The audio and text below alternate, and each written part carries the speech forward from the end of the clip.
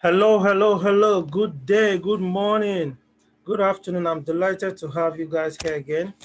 This is the voice of Ken Akure, and this is Master of Crypto.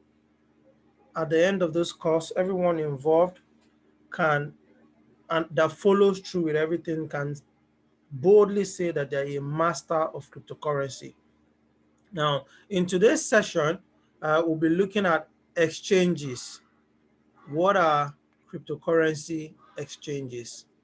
Now, exchanges are like a marketplace where you exchange your money, fiat money, for crypto, or where you exchange one crypto for another. But basically, exchanges are like a marketplace, you know. Uh, and there are two types of exchanges based on their design. You have centralized exchanges, then you have decentralized exchanges.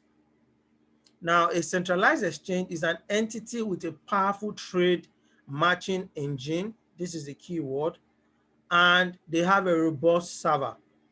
Example would be Binance, OKX, FTX, KuCoin.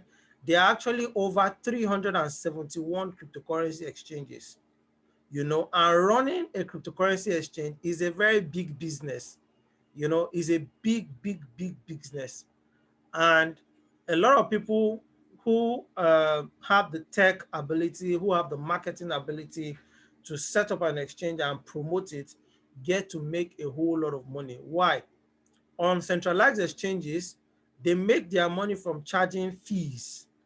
Meaning, if Ken wants to buy one Bitcoin, then there are five other people who wants to sell 0.2, 0.5, 0.1, that's 0.8, 0.05, maybe 0.15.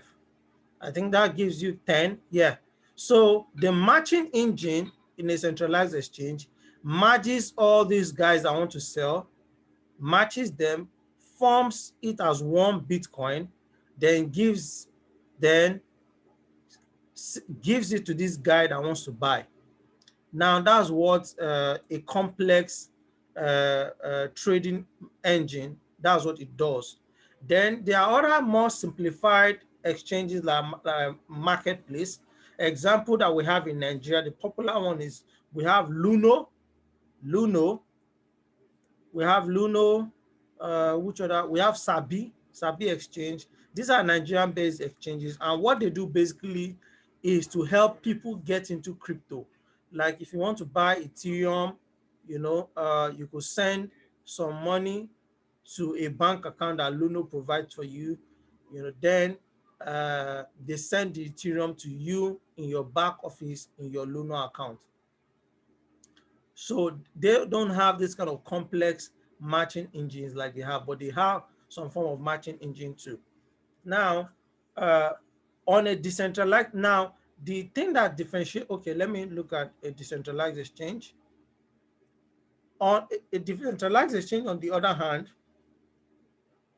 is a smart contract. A smart contract, we looked at Ethereum being a smart contract platform, web, also known as Web 3.0. And a smart contract is basically a code or a computer software code program designed to do a particular thing. Now, this smart contract is designed to allow users swap tokens on a particular blockchain for other tokens on the same blockchain or an interoperable blockchain. Don't mind this big word. The thing about getting involved in crypto is that it forces you to learn things that before you had no business even wanting to learn. Uh, Now, there are different kinds of blockchain that are designed for smart contracts. It's part of what we'll look at. Ethereum is the first one. Ethereum, abbreviated as ETH. Then you have Binance Chain, is also called BEP chain. Binance chain, let's call it BSC, Binance Smart Chain, that's what it's called. Binance Smart Chain, you have the EOS chain, you have Solana. These are all different blockchains. There are many of them. You have Solana, you have Dots, Polka Dots, you have ADA or Cardano. Now, all the tokens that are running on the Ethereum blockchain are called tokens because they are running on the Ethereum blockchain. So a smart contract on Ethereum enables you to exchange all the tokens that are running on the Ethereum blockchain. Then I'll take you to a website that shows you the example. So for example, a token like, let's say Aave is a token. Aave is a token that is running on the Ethereum blockchain. Is also Aave is a token. Then we have which other one? We have CRV is running on the Ethereum blockchain. So the smart contract can enable you exchange these two coins just by clicking a button. And in a decentralized exchange, the coins, or sorry, the tokens that you are trading never leave your wallet. We spoke about wallets. We said wallet, as the name implies, you can liken it to your physical money where you keep your cash. So a crypto money is where you keep your a crypto wallet is where you keep your money, your crypto money. Now from this wallet, you can decide what you want to do. You can decide that from this wallet, I want to exchange uh, the AVE token I have. I want to exchange it for CRV without my money leaving my wallet to a centralized exchange. Now, to trade on a centralized exchange, you have to send in your money. Meaning, if you have one Bitcoin and you want to trade on Binance, you have to send that one Bitcoin to Binance. Meaning, you open an account on Binance, then transfer this one Bitcoin from your own private wallet, maybe from your phone or laptop, then send it into your own back office on Binance in a wallet address that they provide. Now, this one Bitcoin has now left you, is now in the custody of Binance. So it will appear in your Binance account as number one Bitcoin. So with this number now, you can now use it to trade with other coins, as many coins as you want to trade that your one Bitcoin can allow you swap for.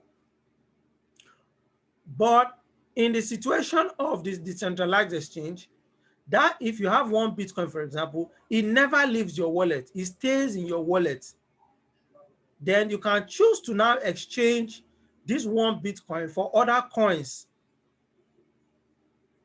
from your wallet. Now, if you exchange, let's say you have, let's use Ethereum, for example. Let's say you have one Ethereum and one Ethereum is worth, let's say $2,000. Now you want other coins like, let's say you want a coin like AVE. One AVE, I think, is about $200. Let's say you want 5 AVE. AVE times 5. Then one CRV, I think, is about $1 also. Let's say you now want 1,000 CRV. 1,000 CRV. That will give you, this will be $1,000. This will be $1,000. Now, you now exchange this one Ethereum that you have. You now say, first, I want to buy AVE of $1,000. You click on it. It exchanges half of the value of the Ethereum you have here. So your Ethereum balance now becomes 0.5. It now exchanges it for the AVE that you bought. So your balance in your wallet will now be 0.5 Ethereum and 5 AVE. Meanwhile, all these transactions are happening within your wallet. Now, that is what happens if you are doing trading on a decentralized exchange on a particular blockchain, let's say Ethereum blockchain. Now, interoperability, which is this word, is a concept that was created, I think, a few years ago in the blockchain space, where they can allow different blockchains communicate with one another. For example, the Ethereum blockchain can communicate with the Binance Smart Chain. The Ethereum blockchain can communicate with the EOS blockchain, meaning you can exchange your Ethereum for coins that are on the EOS blockchain. So when you're doing that, you're doing what is called interoperability. Now, let's look at the advantages and disadvantages of decentralized and centralized exchange. Then I'll now go into showing you some of these examples. I'll just show you one because the concept is just the same. The concept is the same. For most of them just copy each other and upgrade or make their service look different. But the concept is basically the same. So let's look at the advantages and disadvantages of centralized exchange. Now, before we look at this, let me show you guys how these two blockchains work. How these two exchanges work and what their interface looks like. So let me log into my account. So new share. Let me log into. I'll try for both. Okay, let's come. Where are you? Okay, let's do here.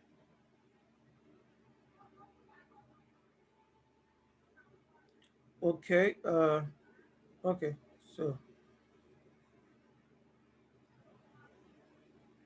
So let's log into FTX.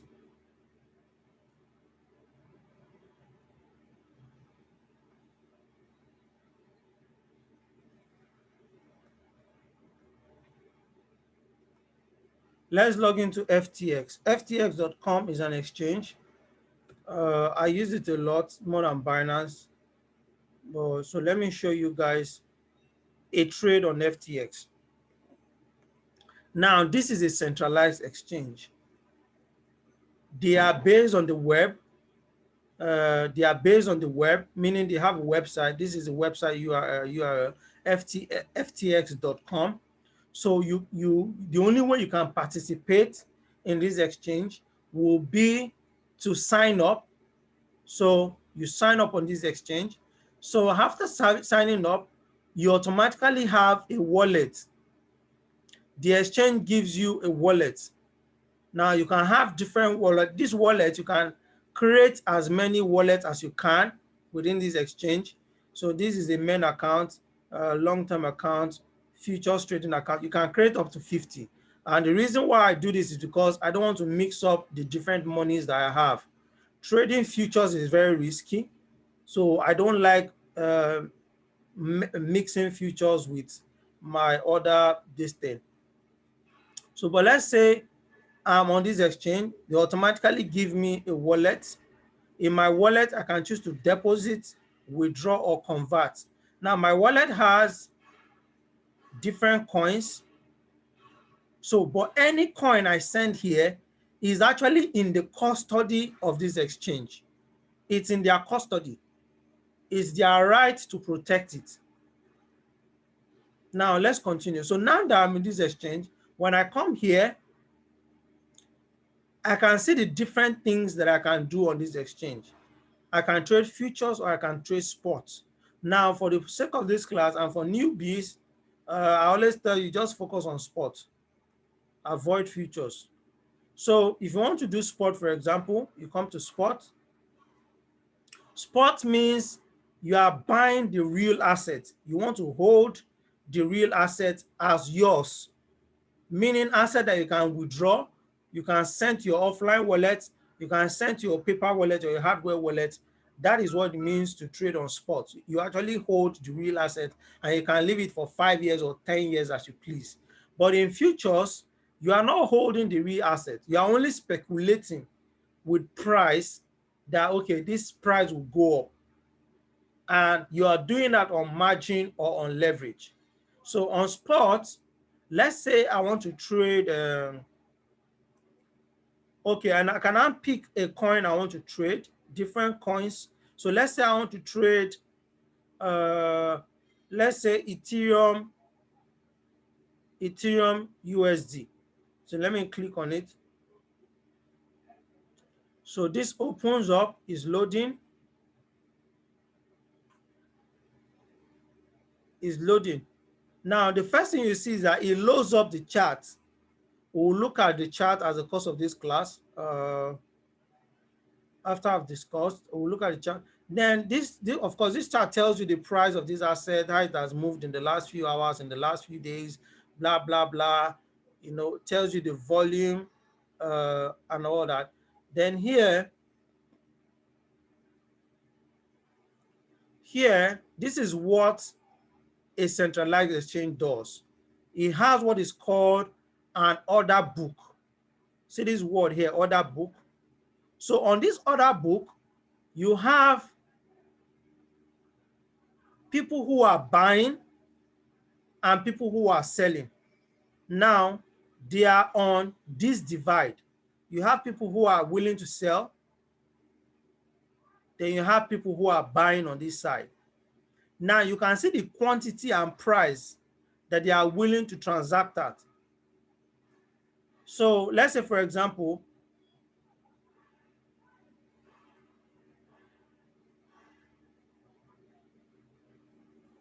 sorry.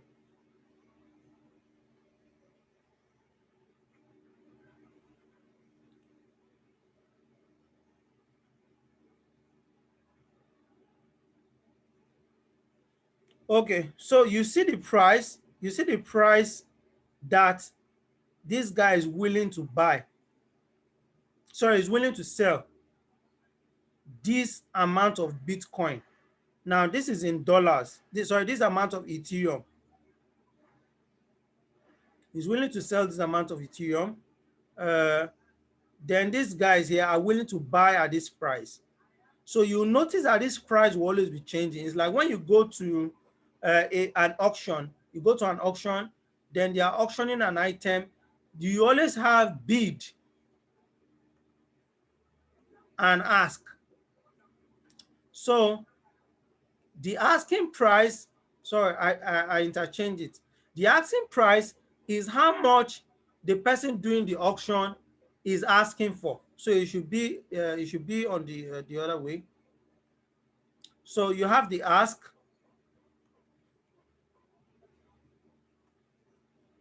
and the bid. Now the bid is how much these guys here, the ask rather, is how much the person that has this asset is willing to sell or is asking for. Then the bid is how much these guys here are bidding to buy.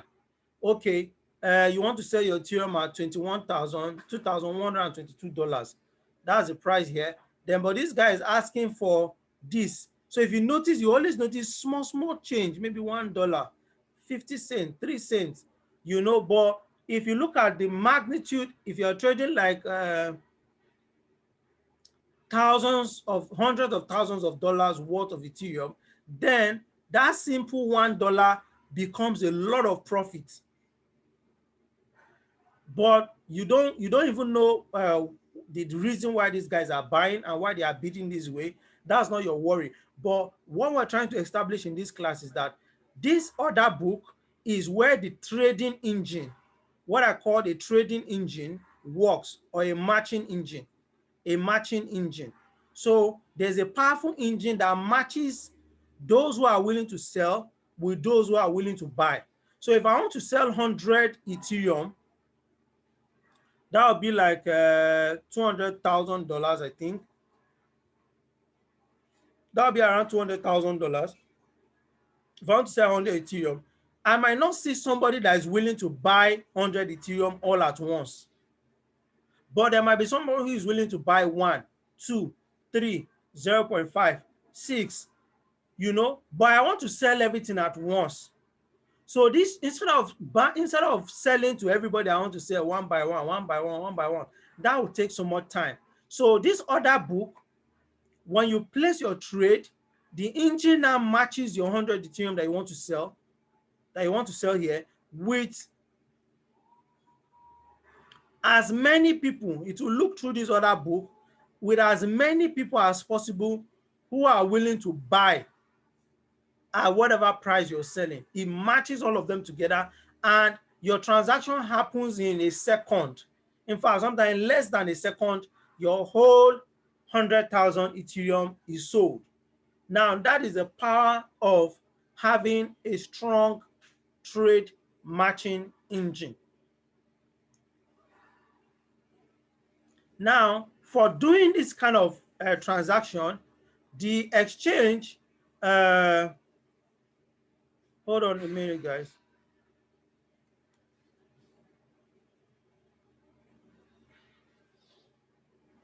Now, for doing that kind of transaction, the exchange charges a small fee, a very, very small fee that looks as though it's very, very small.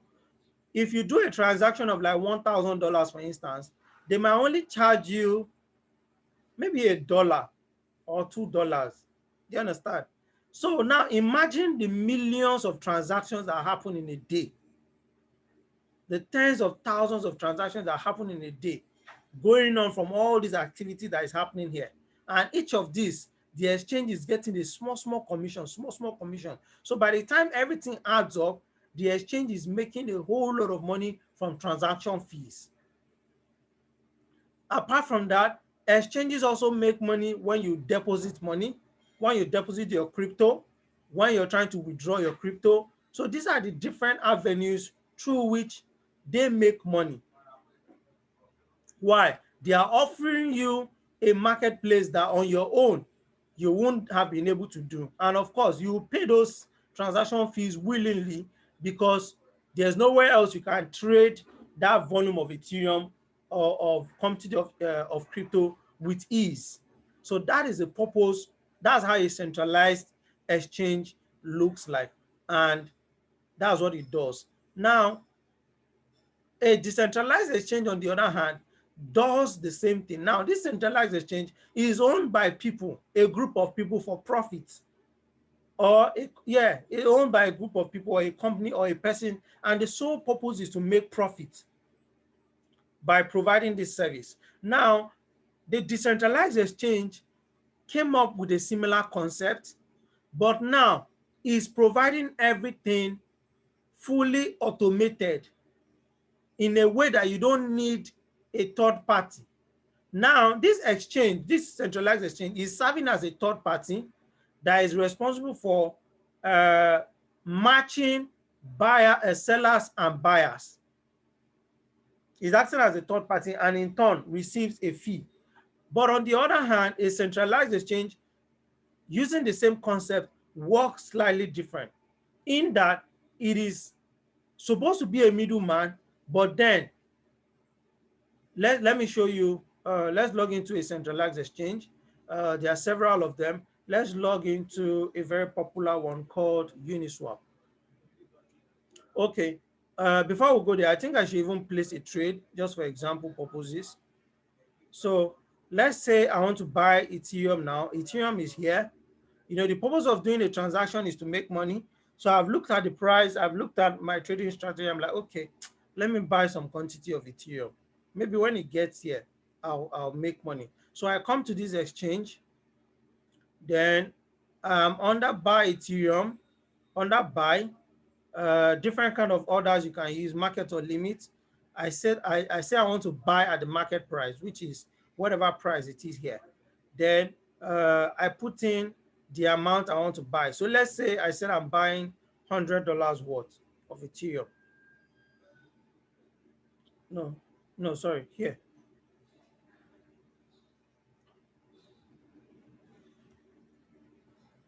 Let's say I'm buying $100 worth.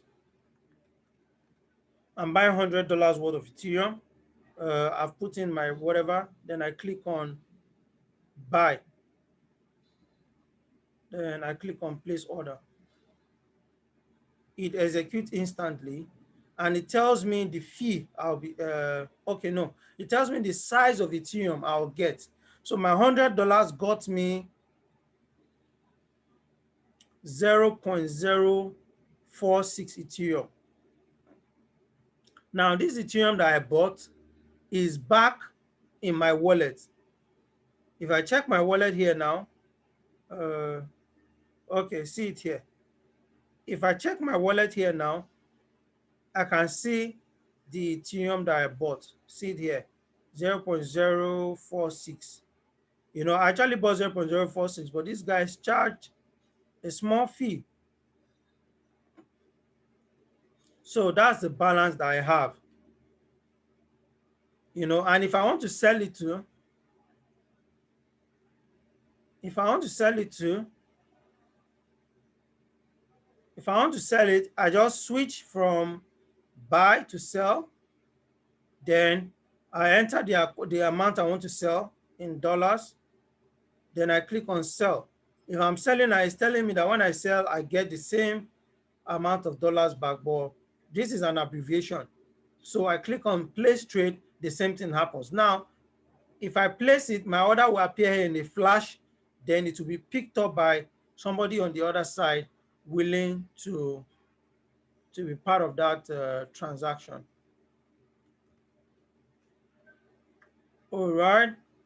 So let me take you guys to uh, a decentralized exchange. So let's go to a very popular one. Now let's go to a very popular one, Sushi. Sushi Swap. Sushi Swap. Okay, no, let's go to Uniswap. Uniswap. So see it here, uniswap.org. So it tells you Uniswap is a decentralized trading protocol. Protocol means a program or a pre-written information of how this thing should behave, meaning this thing has been programmed ahead of time, how it should behave when users interact with it. So I come here, I click on use Uniswap.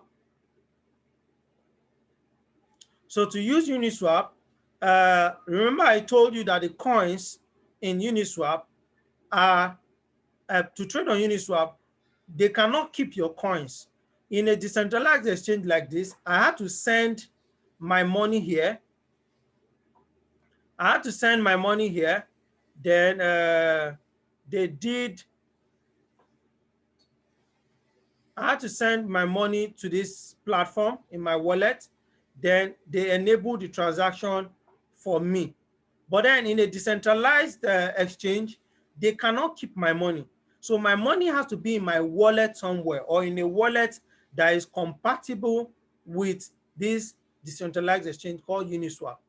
Now, being a blockchain, being on the Ethereum blockchain, it means to trade on Uniswap, you need to have an Ethereum wallet on your laptop, on your phone, that can interact with this decentralized exchange smart contract, which is Uniswap.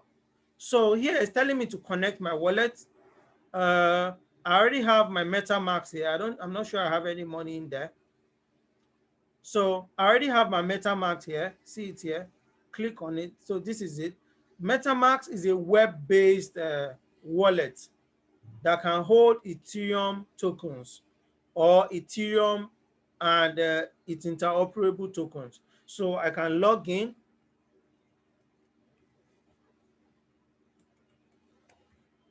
I can unlock my account.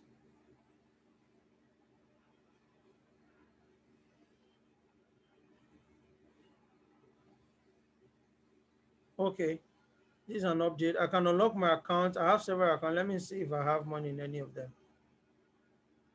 So you can have as many accounts as you want here. There are actually many accounts that you can have. Okay.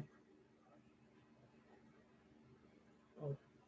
Anyway, so to trade, I come to connect to a wallet. I click on connect. Different wallets that I can choose to use. So let's say I choose to use MetaMask, which is the one I have on my laptop. I click on it. Then if I want to change my Ethereum, for example, let's say I want to swap one Ethereum for, I select the token. There's a long list of token. Let's say AVE. Let's say AVE, for instance. If I click on it, it tells me that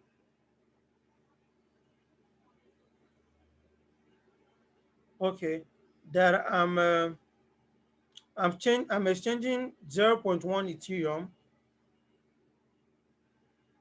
Okay, I'm exchanging 1 Ethereum for how many Aves? It tells me that 1 Ethereum can give me 8.863 whatever Ave.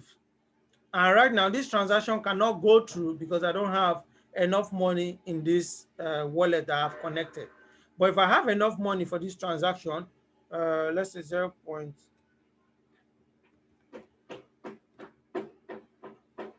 If I have enough money, for instance,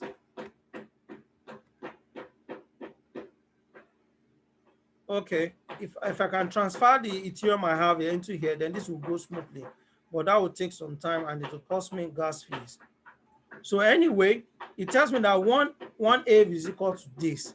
So 0.5 Ethereum will give me 0.44 ETH. Then if I had enough money, I just click on this button. Then of course, it will tell me to allow this transaction happen on my account. I click on allow, then the conversion happens.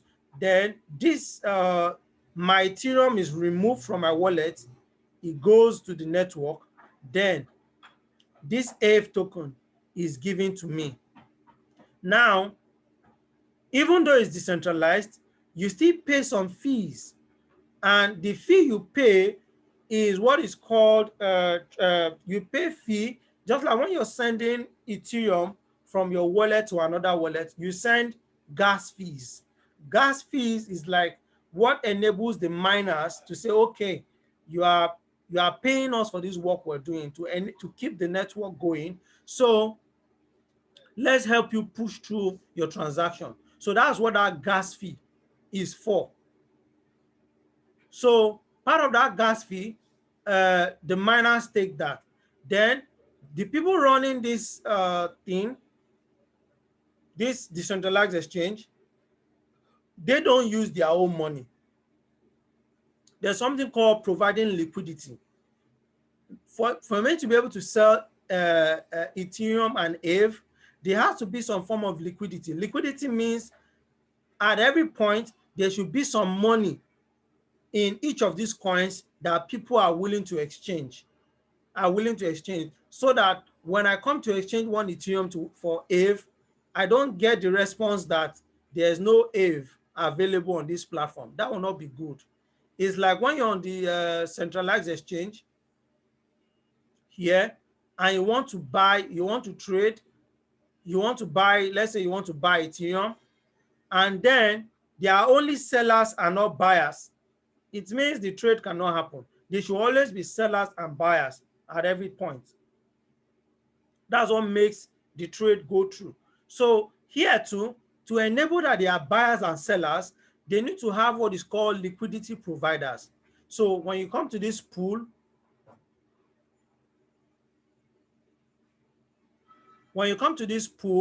this is where you now have liquidity providers.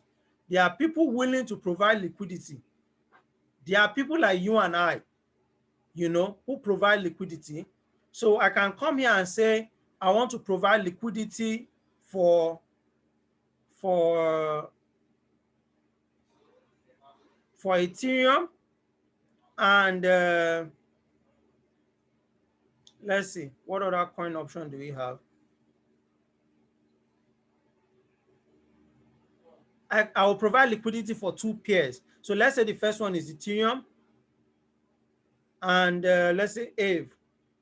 So I'm providing liquidity for Ethereum and Aave, meaning I'll have an equal amount of, let's say $500 Ethereum, $500 Aave. So at any point, those who want to trade will make, when they want to trade, there'll be available buy and sell orders that they can tap into. Now, for providing this liquidity, I earn small fees.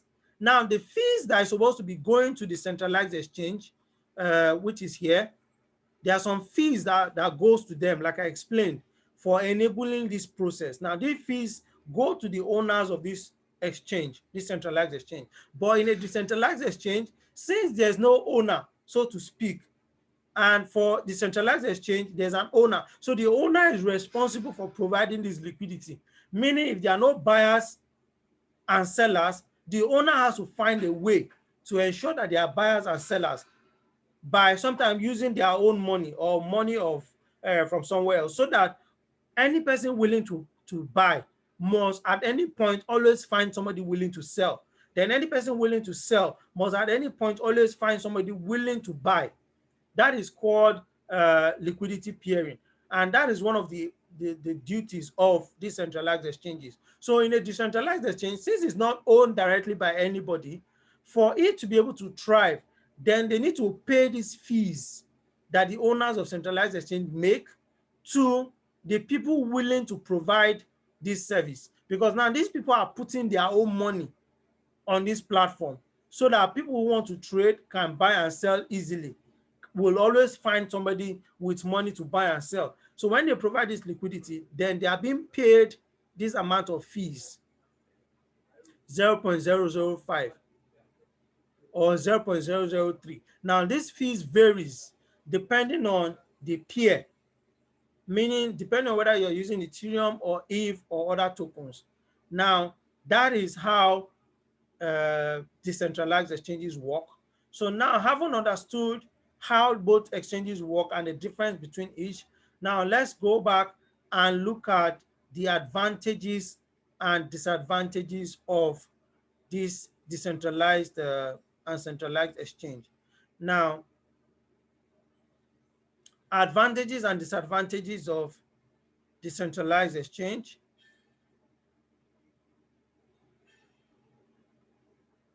Okay, so for centralized exchange, the fees are lower. The fees on a centralized exchange is lower than when you have a decentralized exchange, And the reason is simple. You have millions of transactions happening every day. So even if they are only charging 0.003%, when you compare that, and if you multiply this by 1 million, then that's a whole lot of money to be making a day compared to your running cost. So the centralized exchange has a lower transaction fee. The decentralized exchange, their transaction fee is always very high. Why? Because you are paying, people trading, they are paying two kinds of fees. First, you are paying fees on the blockchain. Normally a decentralized exchange trade happens on the blockchain. It means you're sending your tokens from your wallet to another wallet. So you pay the fees for sending, that's one. Then you also pay the small fees being charged that will go to the liquidity providers on the decentralized exchange. Now, if you now add these two fees, your fee is now very high and very discouraging. Sometimes a transaction of $100, they might be charging you as much as $30 for transaction fee on a decentralized exchange. Meanwhile, if it's on a centralized exchange, they won't charge you even more than 0.5. That's 50 cents. They won't charge you more than 50 cents or less sometimes. Another one is safety of funds. Like when an exchange is hacked, it is very hard for your wallet to be hacked. So trading on a decentralized exchange means your funds are always in your wallet at any point. But on a centralized exchange like FTX or Binance, your funds are with the exchange. And sometimes this exchange might have issues. For example, in I think August to November of last year, there's a popular Chinese exchange called OKX.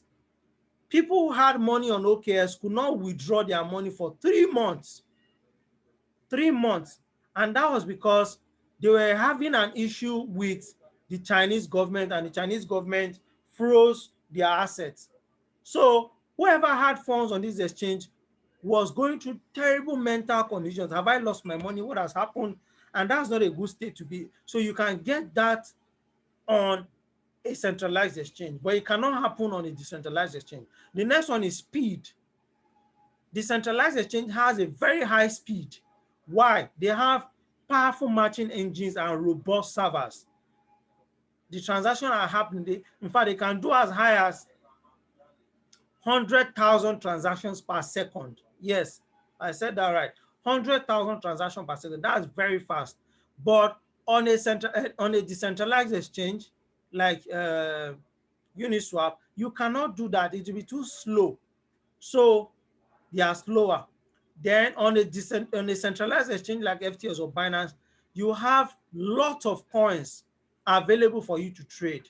But on a decentralized exchange, you don't have that amount of coins. On